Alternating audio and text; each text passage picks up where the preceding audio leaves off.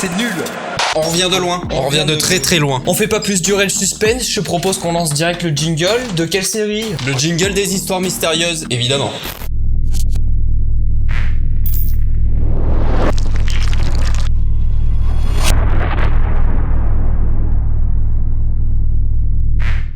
Bienvenue dans l'histoire de la disparition la plus étrange jamais connue, celle de Brian Shaffer. Contextualisation, Brian est un étudiant brillant en médecine. En vrai, on va pas se mentir, il a la classe, il est beau gosse, il est musclé, il joue des instruments de musique, il va devenir médecin dans les années à venir. C'est un jeune homme de 27 ans, en couple, avec une fille qui s'appelle Alexis. Ils sont très amoureux, leur relation se passe très bien, si bien que la fille le soupçonne de la demander en mariage dans les mois qui arrivent, dans leur futur voyage en Floride. Ah, c'est beau l'amour. C'est un mec très ouvert et qui adore beaucoup de choses. En mars 2006, la maman de Brian décède, c'est triste mais c'est la vie. Brian est très affecté par la mort de sa mère, comme toute personne normalement constituée sur cette planète. Exactement. Mais c'est pas pour autant qu'il va lâcher et il va continuer ses examens de médecine qui se déroulent dans un mois. Alors les examens se déroulent plutôt bien, donc du coup Brian et son père, pour fêter ça, qu'est-ce qu'ils vont faire? Ils vont aller au restaurant. Donc le père de Brian lui dit qu'il a l'air un petit peu fatigué et qu'il ferait mieux de se reposer. Brian lui dit qu'il va très bien, tout se passe bien pour lui, donc il va lui dire qu'il va aller rejoindre ses amis dans un pub. On est actuellement le samedi 1er avril 2006 à 1h15 du matin. Brian rejoint ses deux amis, un garçon, une fille, et les trois amis se rendent donc au bar par le biais d'un escalator. On les voit sur la vidéosurveillance, Brian a l'air plutôt bien, normal quoi. En fait cet endroit c'est comme un mini centre commercial mais avec des bars. On est aux États-Unis hein.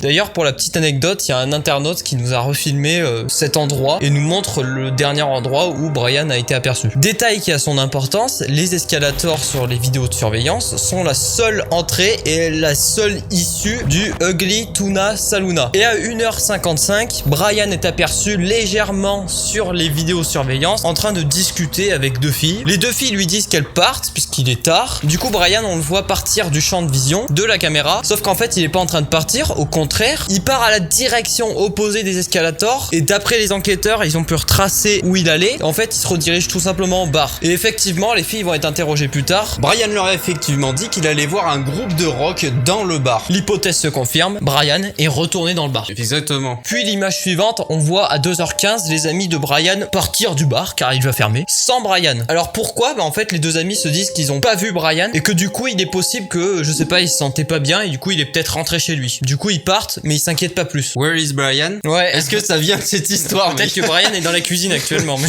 Du coup, logiquement, entre 1h55 et 2h15, il s'est passé quelque chose dans le bar, dans un créneau de 20 minutes, qui fait que Brian a disparu. Le lendemain, bien sûr, les amis de Brian appellent Brian, le père appelle Brian, plus aucune réponse. Alors, ils se dirigent à la police de Columbus et ils alertent sur la disparition de Brian. Absolument toutes les vidéos de surveillance du bar vont être dépouillées de A à Z. Ils vont regarder quelles personnes sont rentrées et quand est-ce qu'elles sont sorties, à quel moment, tout. On voit vraiment que Brian est rentré dans ce bar, mais n'en est jamais sorti. Du moins, pas par les escalators. À aucun moment, on ne voit Brian ressortir de ce bar, en fait. Les enquêteurs, ils vont dépouiller toutes les vidéos surveillance de la ville. À savoir que c'est la ville la plus surveillée au monde, quasiment. En fait, c'est vraiment une ville où il y a des caméras qui sont installées partout. Donc, on peut pas... Il y a vraiment des preuves partout. Vous pouvez vous en douter, on va absolument rien trouver sur ces vidéos. Ça, c'est dingue. Petit à petit, l'enquête va se propager, les enquêteurs vont questionner tout le monde, il n'y aura pas de réponse, personne n'a vu Brian, donc la famille va prendre l'initiative de distribuer des flyers dans toutes les boîtes aux lettres, en afficher sur les murs partout dans la ville pour élucider ce mystère. Avec une très grosse récompense de 25 000 $, pas pour retrouver Brian, mais pour retrouver ne serait-ce qu'un indice qui permettrait de retrouver Brian. Alors la police de Columbus, elle a un très bon réflexe. Le bon réflexe, c'est Sikaflex. Sikaflex, le réflexe. Vas-y. Elle se dit alors que si Brian était très alcoolisé, apparemment c'était le cas, d'après les témoins, il ferait mieux d'inspecter le cours d'eau, la rivière qui passe dans la ville, et que peut-être le corps de Brian sera retrouvé et qu'il s'est jeté à l'eau ou j'en sais quoi. Et oui, puisqu'il y avait une rivière qui passait. Sachant que sa mère était morte un mois avant. Malheureusement, vous vous en doutez, rien. Ils vont même avoir l'autorisation de fouiller les égouts, ce qui est très rare. C'est une grande partie de plaisir que de fouiller les égouts. Nada. Que dalle. Rien. Vide. Comment un mec peut disparaître d'une seconde à l'autre? Après, il y a l'hypothèse sur le tapis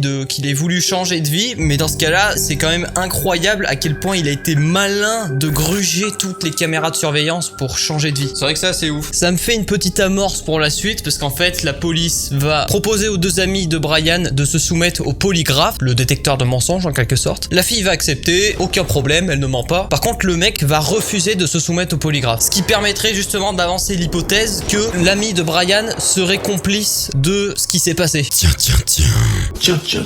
Un mois après la disparition de Brian, Alexis, sa petite amie, continue de l'appeler tous les jours en fait sur son téléphone. Elle a quand même espoir qu'il lui réponde au final. Sauf qu'un jour, à défaut de tomber sur son répondeur, 3 sonneries vont retentir dans le téléphone de Brian. Ça signifie quoi en fait? Ça signifie qu'en fait le téléphone de Brian est toujours valable. Et que le téléphone a sonné en fait. Les enquêteurs là, qu'est-ce qu'ils font?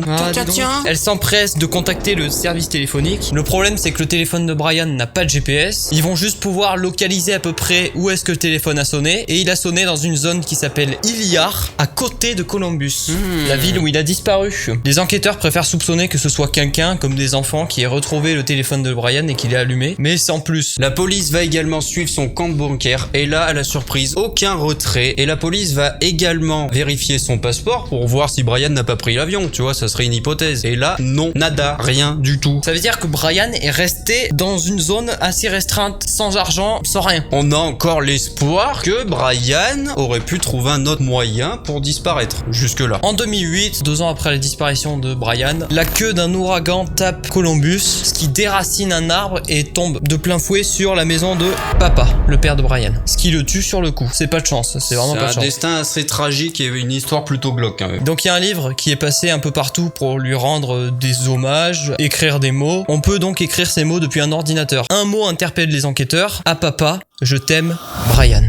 Donc là, on suppose que Brian est en vie, sauf qu'on apprendra, ou du moins les enquêteurs soupçonneront que c'est une blague de très mauvais goût. Ça collait parfaitement vu que le mot était écrit depuis les îles Vierges aux États-Unis et que pour s'y rendre, Brian n'avait pas besoin de passeport. Mais non, au jour d'aujourd'hui, des tas d'hypothèses sont sur le tapis encore. On peut pas toutes les citer, sinon on va faire une vidéo de 1 nuit carrément. Il y en a, ils parlent d'espace-temps, de trucs. Oui, comme après, quoi il faut savoir que dans ce genre d'enquête, toujours, après, il y a tellement de théories, d'hypothèses. C'est comme un peu la mort de Michael Jackson. Je pense que les gens deviennent fous. Ils veulent absolument savoir la vérité. Mais le problème, c'est qu'on ne peut pas l'expliquer. Voilà, c'est inexplicable. Il faut savoir aussi qu'il y avait un chantier à côté et que du coup, il y avait une porte qui n'avait pas de caméra. Peut-être que Brian, sous l'effet de l'alcool, s'est tué sans faire exprès dans le chantier et que du coup, le lendemain, les ouvriers l'ont retrouvé et ont essayé de cacher le corps, je sais pas. Aujourd'hui, ça fait presque 15 ans que Brian a disparu et l'enquête est toujours ouverte, il y a toujours des gens qui le cherchent dans la rue. D'ailleurs, beaucoup de gens disent l'avoir aperçu en Géorgie, en Suède, mais bon, ce ne sont que des traces. À part une photo qui a surgi il y a pas très longtemps d'ailleurs, où on voit un homme SDF dans la rue qui ressemble très fortement à Brian. Les enquêteurs vont superposer les 2 images avant d'en conclure que c'est pas Brian. Et une moindre trace qui apporterait à le retrouver vous rapportera $100,000.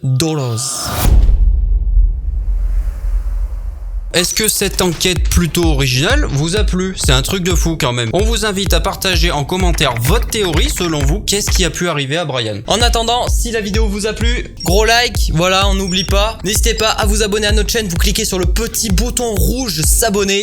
On se dit à très vite dans une prochaine vidéo. Tchou, tchou. C'est bien ça, hein, c'est tchou.